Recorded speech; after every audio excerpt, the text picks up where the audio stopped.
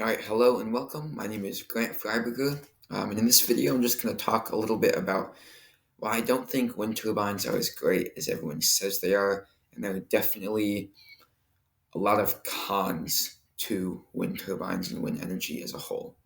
So let's get started. First of all, wind energy is expensive, really, really expensive. According to an article on windustry.com, the costs for a utility scale wind turbine range from about 1.3 to 2.2 million dollars per megawatt of capacity installed.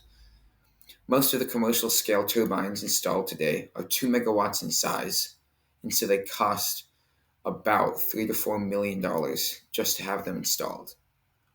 Okay, so that's 1.3 to 2.2 million dollars per megawatt. Most big wind turbines can produce 2 megawatts of energy, and that's $4 million. Okay, which is just a huge amount of money, and that does not even include $45,000 a year just to operate and maintain them for the rest of their 20-year lifespan. So that's $45,000 a year times 20 years, in addition to that $4 million initial price tag. So that's just crazy, crazy expensive. Next, wind energy is unreliable. Wind turbines obviously rely solely on the wind. Um, and in an article by Just Energy, it says that since winds can blow at various speeds, it's hard to predict the amount of energy it can collect at a given time. This means that suppliers and cities need to have an energy reserve or alternate source of power in case the winds die down for longer lengths of time. So yeah, if there's no wind, no power, and that's inconvenient because that means every town or city that's supposed to be relying on this wind energy also has to have a backup plan that can power um, the whole town or city. And so you will never be able to fully really trust wind energy wholly. And yeah, the electricity output also varies depending on how much wind there is. So maybe you go through a while where there's a lot of wind and you're making a lot of electricity, and then maybe you go through a period where there is wind, but there's just not a lot of it, and maybe you produce half as much electricity, and that's just a hassle to figure out. Next is the landfill problem. In an article on Bloomberg, which is a news and information website, Chris Martin says, a wind turbine's blades can be longer than a Boeing 747 wing, so at the end of their lifespan, they can't just be hauled away. First, you need to saw through the fiberglass using a diamond-encrusted industrial saw to create three pieces small enough to be strapped to a tractor trailer. And because they're fiberglass, they can't really be easily recycled or reused. And at this moment, nobody really knows what to do with the amount of wind turbine blades that we have. Most blades just end their life in a landfill waiting to be buried.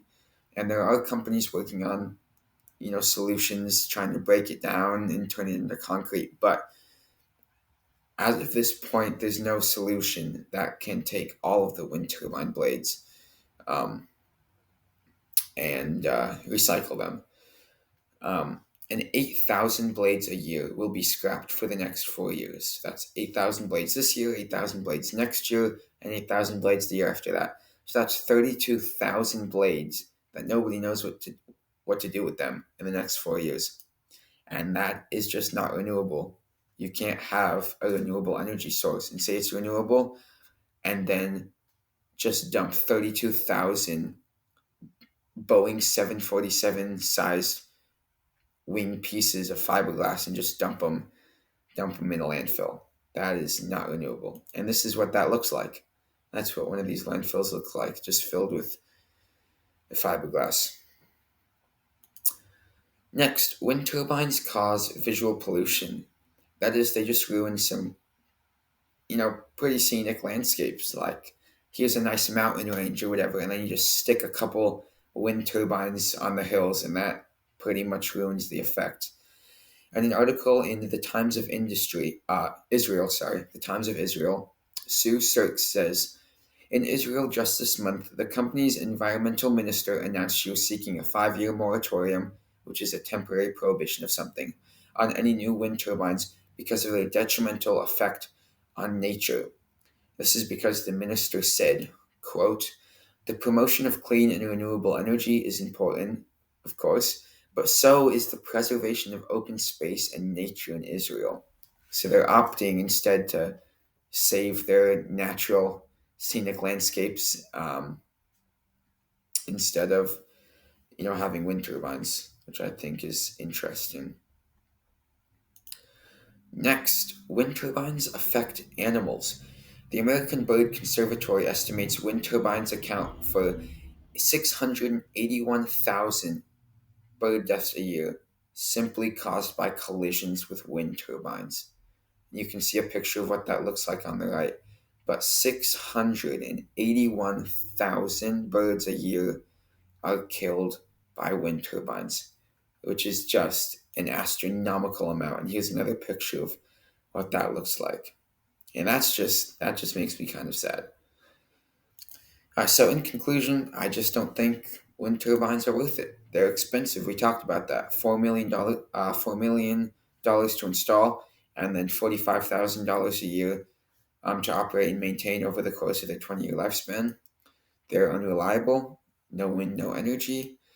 We don't really know how to get rid of the thousands and thousands of blades we have. They ruin landscapes and they kill hundreds of thousands of birds. Thanks for watching.